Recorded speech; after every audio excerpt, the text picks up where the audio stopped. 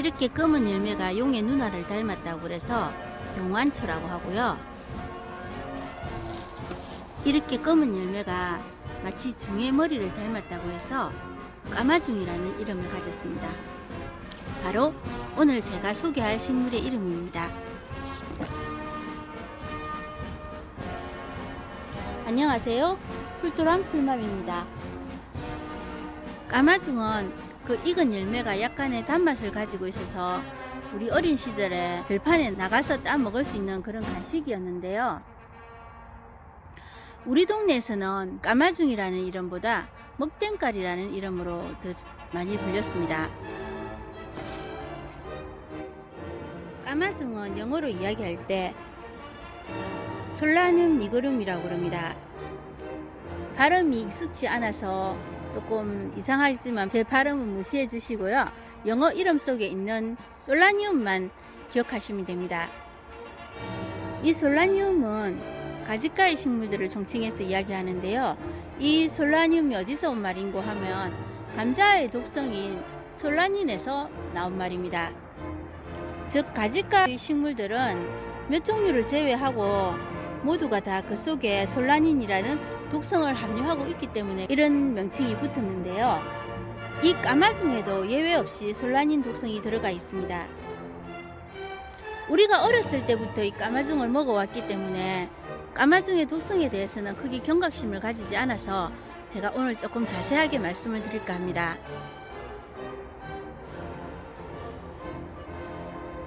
여기 이렇게 하얗게 피는 꽃이 꼭 색깔은 다르지만 가지꽃을 닮아 있어서 이게 가지가라는 걸 알 수가 있는데요.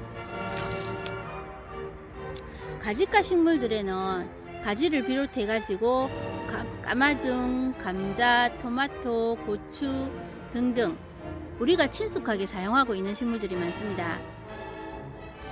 감자의 독성이야 학교에서 배우니까요. 아마 다들 아실 테고 토마토하고 고추는 의외인 분들이 많으실 텐데요. 토마토도 가지가 식물이라서 당연히 독성이 있습니다. 잎과 줄기 그리고 덜 익은 열매에 독성이 있다고 합니다. 여기서 하나 의문이 드는데요. 감자나 토마토, 까마중에 독성이 들어있는데 가지나 고추에는 독성이 없을까요? 가지는 익은 열매를 먹기도 하고 그리고 고추는 익지 않은 풋고추를 우리는 자주 먹는데 말이죠. 정답은 이렇습니다. 가지는 그 속에 들어있는 독성이 아주 미미해서 많이 먹어도 그다지 치명적이지 않은 그런 정도고요. 그리고 고추는 얘가 가지가 종류치고는 돌연변이라서 그 솔라닌이 아니라 캡사이신이 발달을 했다 그럽니다. 그래서 안심하고 먹어도 되고요. 가지 같은 경우는 잎이나 줄기를 자시면 안 되고 약간 들어있기는 합니다만은 그냥 무시를 하셔도 되는 그런 녀석입니다. 그래도 민감한 사람 같은 경우는 어린 가지나 아니면 생가지를 먹고 나서 목이 좀 따끔하다고 하는 분들이 계시는데요. 그게 바로 솔라닌 독성 때문에 그렇습니다.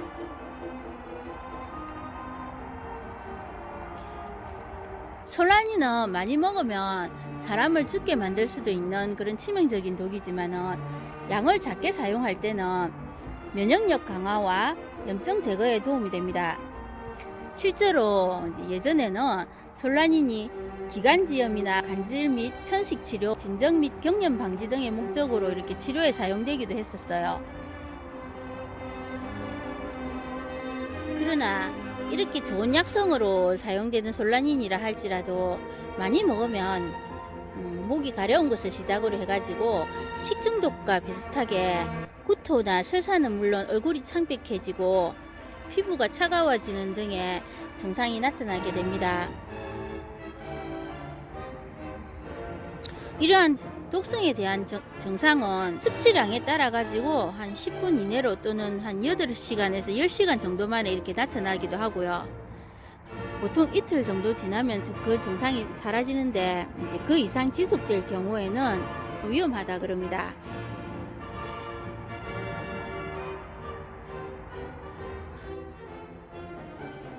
현자 출판사에서 펴낸 한국의 독초, 독성식물학이라는 책에 의하면 까마중의 독성분에 대해 이렇게 설명하고 있습니다.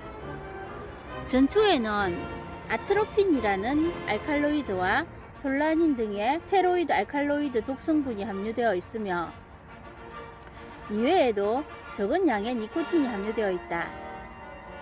또한 사포닌이 다량 함유되어 있고 알칼로이드 함량은 열매에 가장 많다라고 되어 있습니다. 바로 이렇게 덜익은 열매를 이야기합니다. 솔라닌은 혈당을 낮추며 때로는 사포닌과 유사하게 혈구를 용해한다. 다량 섭취하게 되면 아트로핀과 니코틴에 의한 독성도 동반한다 라고 되어 있으며 까마중의 연한 잎은 식용할 수 있지만 덜 익은 열매는 중독을 유발할 수 있다. 열매의 즙이 눈에 들어가도 아트로핀에 의한 시야장애 등이 발병한다 라고 되어 있습니다. 그리고 솔라닌 중독에 대한 증상과 사례에 대해서 적어놨는데요.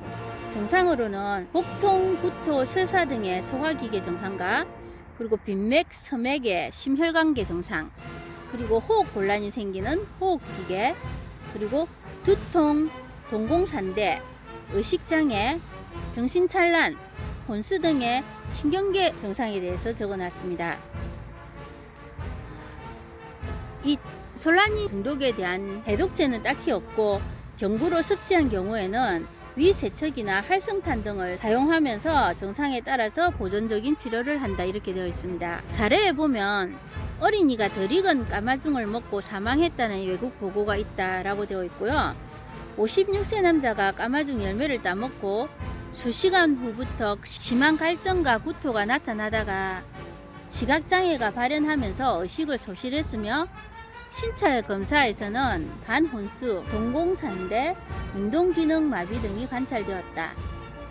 입은 다음 날에도 의식이 혼미하면서 환각 증상과 폭력적인 행동이 관찰되었으며 동공 반응은 매우 느리고 2, 3일간 지속되었다라고 되어 있습니다. 제가 오늘 까마중 설명을 하면서 이 까마중의 독성인 솔라닌에 대해서 이렇게 설명한 이유는 까마중은 전초를 사용하는 약초지만은 아무래도 파란 열매에 독성이 많다 보니까 조금 주의해서 사용해 주셨으면 하는 마음에서 지루하셨겠지만 제가 좀 오래 이야기를 했습니다.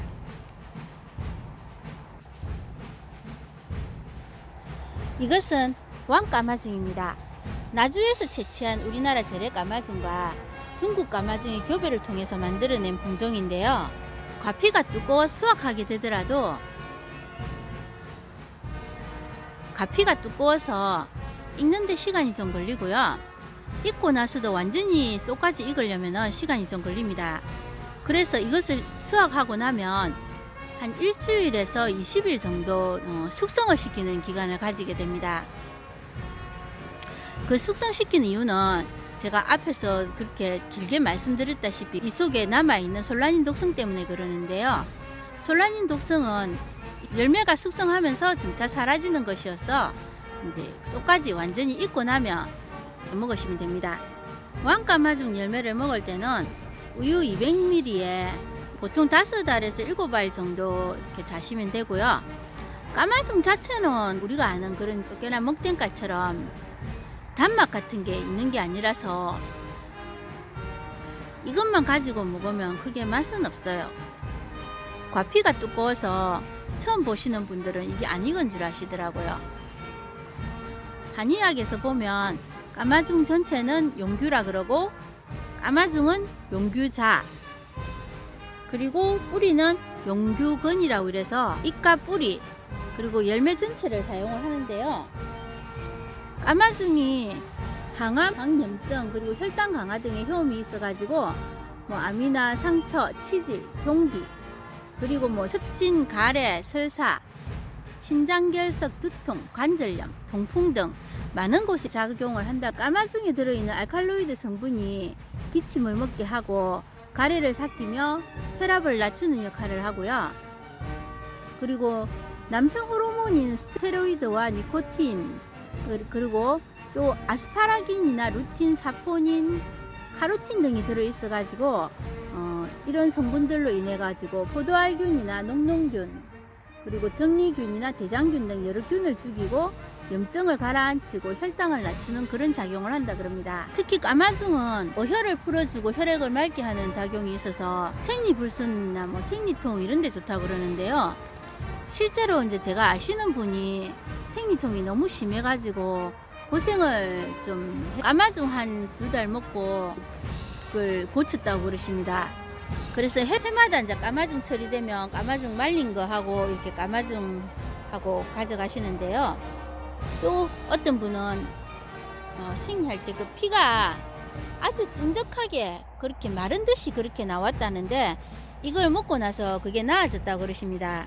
그래서 모종을 가져가셔서 해마다 이걸 심어 드시는데요. 본인이 효험을 받아놓으니까 막 여러 주위에 있는 여러 사람들한테 많이 나눠주시고 그렇게 하신다 그래요. 개인적인 효능 경험이기 때문에 좀 조심스럽기는 해도 필요하신 분이 계실까 봐서 이렇게 사례를 나누어 드립니다. 까마중은 얼마나 먹는 게 좋을까요? 까마중 열매를 먹을 때는 5에서 12g까지 그 하루 양으로 먹는 게 좋다고 그럽니다. 까마중을 자시게 되면 많은 양을 한꺼번에 먹지를 않고 그리고 장복하지도 않고요. 민간요법으로 사용을 할 때도 일주일 이상은 쓰지 않는 것이 좋다 그럽니다. 그리고 이제 계속 사용하시고 싶으면 일주일 자시고 일주일 쉬고 다시 일주일 자시고 이런 식으로 드시면 되고요. 이 까마중 자체가 이제 각성작용이 있어서 그 수면을 방해할 수가 있으니까 저녁에는 까마중을 안 자시는 게 좋대요. 제가 이번에 까마중 공부하면서 알게 된 것인데요.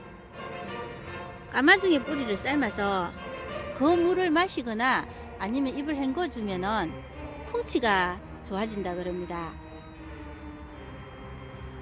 굳이 풍치가 아니더라도 그 까마중 속에 있는 항염 효과와 그리고 혈을 풀어주는 효과가 있기 때문에 기대할 수 있는 그런 작용들이 많아서 제가 이 뿌리를 몇 포기 뽑아왔습니다.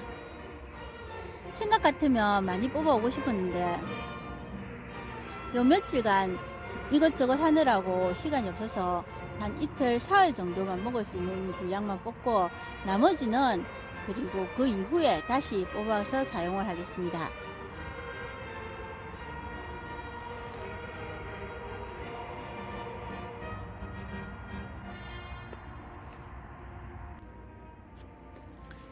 이 뿌리를 다 잘랐습니다.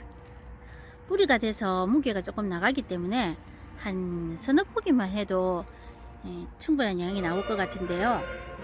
이거를 사용을 할 때는 말린 것은 12에서 20g 그리고 센 것은 30에서 40g 정도를 사용하라 그럽니다. 아마 한 3-4포기만 해도 30-40g은 될 것 같아요. 여기 뿌리 자르고 남은 용교입니다. 이것은 버리기는 아깝지만 여기 중간에 보면 덜 익은 열매가 너무 많아서요. 까마중 속에 있는 독성이 불안해서 이것은 버리도록 하겠습니다. 급성 편도선염이 있을 때 까마중 열매를 달여가지고 입안을 헹구거나 아니면 머금고 있으면 도움이 된다 그러는데요.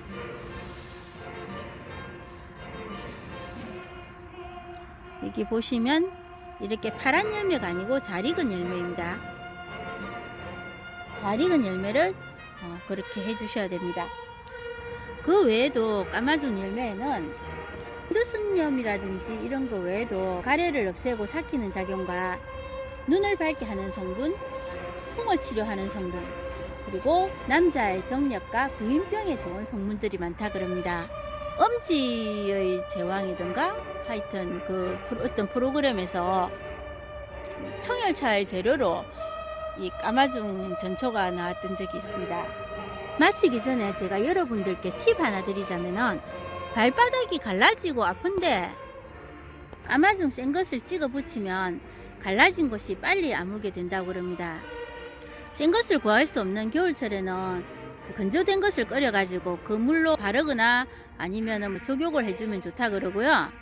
산행 중에 발 뒤꿈치가 갈라져서 아플 때는 쑥하고 까마중하고 섞어가지고 신발 바닥에 깔고 그렇게 산행을 하게 되면 통증도 빨리 진정이 되고 상처도 빨리 아문다 그러네요. 그리고 까마중의 이 부드러운 부분은 지금이라도 떼서 나물로 자실 수가 있습니다. 나물로 자실 때는 얘네들이 좀 쓴맛하고 잔맛들이 많기 때문에 물에 한 30분이나 1시간 정도 우려내시고 그렇게 자셔주시면은 좀 더 맛있는 그런 나물이 됩니다. 큰딸내미가 고추잎 나물을 좋아해서 이거를 먹였었는데 봄에 부드러울 때는 고추잎인 줄 알고 먹었는데 가을에 그걸 해주니까 쓴맛이 난다고 안 먹더라고요. 그래서 이제 그걸 물에다가 우려가지고 이래 주니까 별 말 없이 잘 먹고 그렇게 넘어갔었습니다. 여러분, 오늘 제가 한 까마중 얘기가 도움이 되셨습니까? 다른 거는 몰라도 솔라닌에 대한 이야기는 도움이 되었으면 좋겠습니다. 그럼 가실 때 구독과 좋아요 잊지 말고 눌러주시고요. 구독은 무료입니다. 아시죠? 여러분, 언제나 건강하시고 행복하세요. 감사합니다.